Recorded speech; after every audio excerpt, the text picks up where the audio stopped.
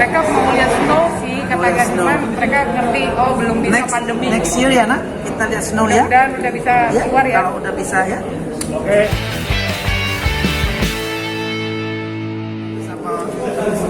Tel sama Masnya itu putus asa terus ya. Iya. Yang bagaimana tuh si Siva ya? Iya. Oke. Sini sayang, sama. Lihat sini sama sini nak. Oke ya. Oke Bang Judika, gimana nih launching album terbaru yang ke-7 seperti apa? Iya, senang banget hari ini kita resmi merilis album yang ke-7 dan ini album yang pertama yang diproduksi oleh DAD. DAD itu dua anak Deo. Ini orangnya, ini Cleo Deo, Deo Mora, ini Judeo Volante. Jadi kita ambil dari nama anak kita, dua anak Deo. Dan ini album pertama yang dihasilkan oleh perusahaan baru kita, dua anak Deo. Jadi seneng banget kita juga komplit bisa hadir di sini melaunching album sendiri ya, seperti cita-cita kita tadi. Mudah-mudahan dengan album ini yang judulnya Teruslah Berharap benar-benar bisa menginspirasi, menyemangati orang dalam banyak hal, dalam cinta, dalam perjuangan melawan kondisi yang mungkin gak gampang. Apalagi mah album ini kan kamu produsernya, kamu tahu banget. Kan kamu semua yang pilih. Oh iya, aku yang pilih, aku yang ceritain. Tapi memang. Tapi kamu kan jadi penyanyinya juga. Tapi memang Judika dari album kedua ya, dari lagu Aku Yang Tersakiti, terus lagu Mama Papa Larang, Jikalau Kau Cinta, itu sebenarnya yang pilih sendiri itu Judika gitu. Jadi kenapa akhirnya berani untuk mendirikan label sendiri atau perusahaan sendiri? Karena dari beberapa lagu hitsnya Judika sendiri itu memang dari yang dia ciptakan dan dari yang dia pilih sendiri. Bahkan kemarin sempat fansnya yang pada ngasih lagu kayak Jikalau Kau Cinta, Jadi Aku Sebentar Saja. Bagaimana ya? Jadi Aku Sebentar Saja itu bahkan yang pilih adalah Judika juga gitu. Jadi kenapa akhirnya kita pikir ya udah kita mendirikan ini dan memilih beberapa lagu sendiri, mudah-mudahan juga bisa diterima dengan baik ya. Kemudian dari segi tema sendiri kan abang biasa membuat lagu dengan tema perjalanan cinta ya, kegalauan, satu terus dan segala macam. Kan sekarang dengan berharap apa sih sebenarnya yang main abang sampaikan? Kalau aku sih dari judul ini sebenarnya karena aku banyak melihat orang tuh kayak berjuang untuk cinta, tapi aku pengen ini tapi dia nggak jalanin ininya gitu, yang harus dilakuin dalam mendapatkan mimpi-mimpi itu kan harus ada namanya usaha, pengorbanan, perjuangan gitu. Jadi jangan dibilang misalnya kemarin banyak nanya, Kak Jud gimana sih caranya dapetin istri 6 tahun berjuang gini bisa akhirnya direstui. Kan perjuangannya berdarah-darah, artinya Tuhan kasih jalan kita bisa bareng tuh dengan perjuangan, harapan, doa itu kita lakuin gitu. Jadi nggak boleh bermimpi terhadap sesuatu dan menyalahkan Tuhan tanpa melakukan apa-apa gitu. Jadi selama kita melakukan itu kan juga kita banyak hal yang kita ini yakin gak sih ini Tuhan mau gak sih gua mau dia, ini bakalan bisa apa enggak ya. Di situ yang aku pengen catetin untuk kita terus harus berharap gitu loh. Karena harapan ini yang membuat kita bisa selalu hidup dengan mimpi-mimpi kita. Kalau nggak ada harapan ya kita ngapain ngelakuin perjuangan juga, nggak berharap juga gitu. Jadi untuk apapun itu di album ini kan ada yang judulnya juga Teruslah Berharap. Makanya tersenyumlah sobat. Kita pandemi kemarin juga nggak tahu seperti apa kita bisa seperti sekarang udah ada dalam kondisi ini. Itu kan karena harapan besar kita untuk waktu itu untuk bisa seperti ini gitu. Walaupun belum normal kembali, tapi harapan kita yang dibarengi dengan perjuangan itu yang membuat kita ada di kondisi ini gitu. Jadi aku pengen manusia itu selalu hidup dengan penuh harapan. Bang Jud ini prosesnya berapa lama sih Bang Jud? Terus kenapa pilih pakai label sendiri gitu? Oh kalau itu kan jadi sebenarnya dari dulu aku di Sony udah selesai sebenarnya albumnya. Jadi aku tidak keluar atau gimana. Kita kelar kontrak albumnya 6 tahun dan aku pengen memang di masa-masa kemarin album kelima karena aku juga pengen banget dari dulu punya mimpi punya label sendiri. Artinya aku juga pengen selama ini aku di manajemenin sama Sony, aku juga nanti pengen jadi generasi penerus lah, bisa juga menjadi manajemen yang menghasilkan penyanyi-penyanyi yang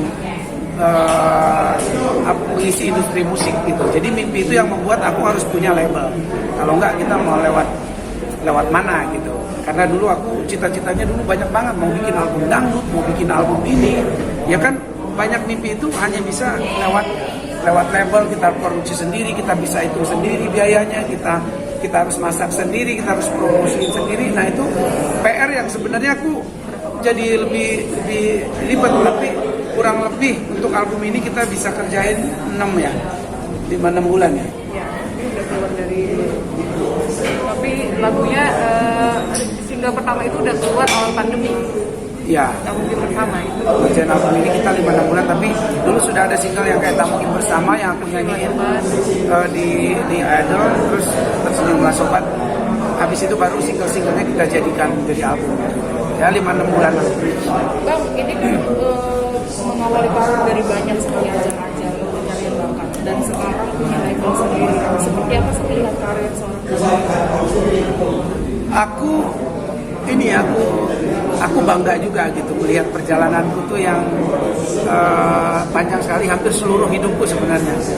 Isinya tuh menyanyi umur 7 tahun, udah kerja di hotel, ikut-ikut lomba bermacam-macam di daerah, bermimpi untuk bisa sukses di ibu kota. Nggak gampang di ibu kota juga, kita fight dengan banyak kondisi, dan akhirnya mimpiku itu bisa terjawab, bahkan melebihi dari mimpi-mimpiku. Sebenarnya mimpiku dulu di kampung, di daerah tuh cuma pengen jadi penyanyi, punya album aja gitu. Dulu denger albumnya Slank di daerahku di Medan itu sangat pengen gitu, jadi kayak mereka punya album yang didengerin terus di kaset gitu kan, kapan kita mau kita putar. Dulu sebatas itu, sekarang ya mimpi itu ternyata Tuhan kasih lebih jauh gitu. Selain punya album yang juga disukain banyak orang, sekarang juga aku ya mimpinya bisa menjadi wadah, bisa menjadi ini buat orang lain juga, untuk mimpi-mimpi mereka. Salah satunya udah aku lakuin itu di albumku sebelumnya, memfasilitasi banyak pencipta lagu yang gak punya nama gitu. Tapi aku bikin lomba cipta lagu dan aku masukin 5 karya terbaik mereka untuk jadi singleku, dan mereka sekarang ya puji Tuhan alhamdulillah udah bisa berkarya lewat cita-cita mereka menjadi pencipta lagu yang tadinya mereka nggak tahu mau kemana. Jadi Aku Sebentar Saja udah hampir 120 juta viewers, Jikalau Kau Cinta hampir 100M, dan itu semuanya mengalahkan single-single pencipta lagu yang sudah notabene sudah punya nama. Ada Baby Romeo di sana, ada Badai, ada di 5 lagu itu. Tapi yang aku pilih justru mereka-mereka yang menurut aku masih nyangkut lah lagunya original di kepala aku. Judika sendiri ke depan nih gimana nih? Kamu punya label, Ya. bikin channel juga, keluarga juga. Ini seperti apa sih dari ke depan yang akan membuka perusahaan sebesar itu? Seperti apa nanti? Aku kan eksekutor, konseptornya.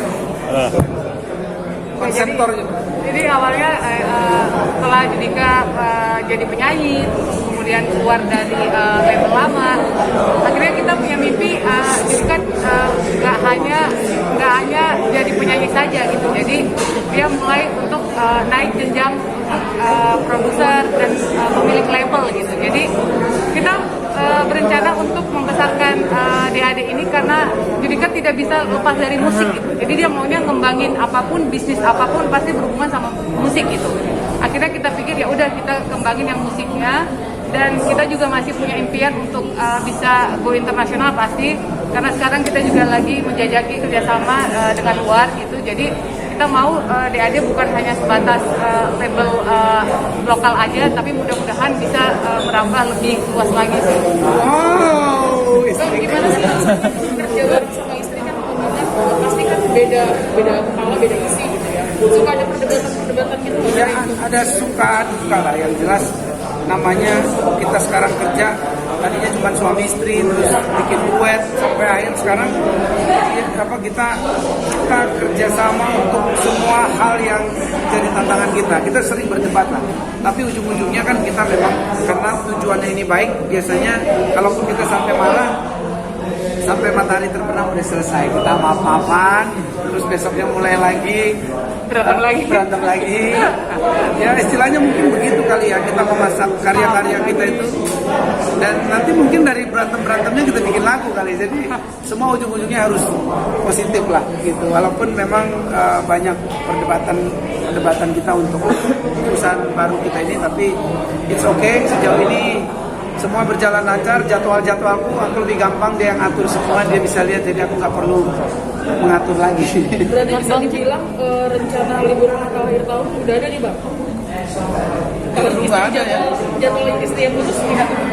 Enggak, jadi dia setelah PPKM itu kita level 1, event mulai berani untuk diadain, tetap prokes. Jadi dia benar-benar full dari tanggal 1 sampai tanggal 23 dia nonstop tiap hari bekerja gitu. Jadi akhirnya kita putuskan untuk tetap mungkin tetap di Jakarta ya untuk akhir tahun, karena mengingat satu memang belum bisa kemana-mana juga, jadi mungkin keluarga yang akan datang dari Medan gitu, dan New Year juga nggak boleh ngambil kerjaan ya, karena kan memang nggak bisa event ngumpulin masa. Biasanya kalau judi kan tiap tahun tuh akhir tahun pasti ngumpulin masa gitu, jadi tahun ini belum ada yang berani buat event, jadi di Jakarta aja kita rayainnya. Ada lagi ya. Lanjut untuk kedepannya maksudnya mau nyoba juga jadi produser atau membiarkan Oh iya, yang jelas. untuk dengan posisinya sebagai produser? Iya, yang jelas aku udah mulai kok, kita udah punya artis namanya Denanda, artis pertama kita di DAD, dan kita sedang juga mempersiapkan single kedua, dan nanti kita akan ada artis-artis yang baru yang kita juga akan produksi untuk kedepannya, dan memang DAD ini akan ya jadi bukan mesinnya, jadi label yang akan menelurkan artis-artis yang ya kita nggak tahu kedepannya seperti apa, tapi cita-citanya adalah menelurkan artis-artis besar dari DAD. Terkait lagu yang tadi bagaimana? Hah? Itu kan tadi ceritanya katanya terinspirasi Dari setelah film drama Korea. Iya, itu gimana ceritanya? Iya, waktu pandemi kan aku bikin lagu, udah bikin Tersenyumlah Sobat, terus aku mau bikin cinta, cerita-cinta, tapi aku kan lagi nggak ngalamin apa-apa, jadi aku tuh susah ngarang lagu tanpa mengalami. Akhirnya aku bilang nonton, lagi happening tuh. Pernahnya dia nonton Korea. Nggak pernah, seumur hidup nggak pernah nonton. Dia yang begadang aku yang tidur. Iya. Dan waktu itu sering lihat IG tuh, beberapa orang kok nangis nonton ini, nangis Aku aja apa-apa nonton. gitu. Akhirnya aku coba nonton satu. Keterusan salahnya di situ. Nonton satu Sampai langsung selesai ya? karena berseri, aku tonton dan aku masuk akhirnya ceritanya. Apa yang dialami si cewek sama si cowok itu yang bertemu di perbatasan Korea Utara dan Korea Selatan. Sebenarnya sih agak dongeng-dongeng, cuman akhirnya si cewek balik ke tempatnya setelah mengalami masa jatuh cinta dengan Kapten Ray ya namanya. Akhirnya ya perasaan itu aku bawa. Sebenarnya itu lagu cewek sebenarnya. Jadi cewek itu yang aku ceritain karena dia pulang dan dia merasa gimana kalau gua nggak baik-baik saja, gua pergi ke sini sementara kamu di sana, karena cowoknya kan agak-agak jaim ya. Dia nggak terlalu mengutarakan cintanya, jadi suara cewek, tapi karena aku bawain jadi ya udah mewakili cowok Tapi gitu. nggak apa-apa Mbak nonton film Korea, tapi bisa buat lagu bagus nggak apa-apa. Jadi aku udah izinin ntar. Itu butuh waktu berapa hari buat menyelesaikan itu? Sebentar. Karena aku penasaran dan orang, jadi satu hari itu sampai Kan pagi dia ciptain. jam Jadi 4 pagi juga aku masih tontonin. Kita lagunya 2 hari kan kamu udah kasih. Iya begitu, jadi 2 hari aku tontonin dulu, baru keluar lirik-liriknya karena aku bisa merasakan perasaan si cewek. Jadi nontonnya tuh kira-kira 4 hari lah, Lama ya. karena sambil mengisi pekerjaan. Pokoknya ada waktu aku nonton terus sampai pagi. Berarti jadi ketagihan nonton drakor. Ya satu doang, habis itu aku agak susah karena udah nggak bisa, karena aku tahu begitu mulai akan susah mengakhirinya gitu. Nontonnya udah lama. Ya. Sedikit kan biasa merayakan Natal di luar negeri sama anak-anak. Tahun ini kan enggak. Iya. Mungkin memberikan pengertian ke anak-anak seperti apa? Anak-anak sih masih ngerti-ngerti aja karena anak-anaknya masih asik aja dibawa keluar, ayo di rumah juga. Yang penting suasana Natal itu tetap ada gitu. Di rumah kita ajak mereka untuk menghias pohon Natal, banyak lampu, terus Buku semua sepupu dikumpulin. datang. Mereka mah lebih karena pandemi ini kan mereka jarang ketemu teman. Kalau ada temennya itu mereka lebih happy bisa rayain bareng-bareng. Mereka mau lihat snow sih Mau kata lihat cuman snow. mereka ngerti belum bisa pandemi. Next year ya nak, kita lihat snow ya. Dan udah bisa keluar ya. Kalau udah bisa ya. Oke, sama foto kata Ibu.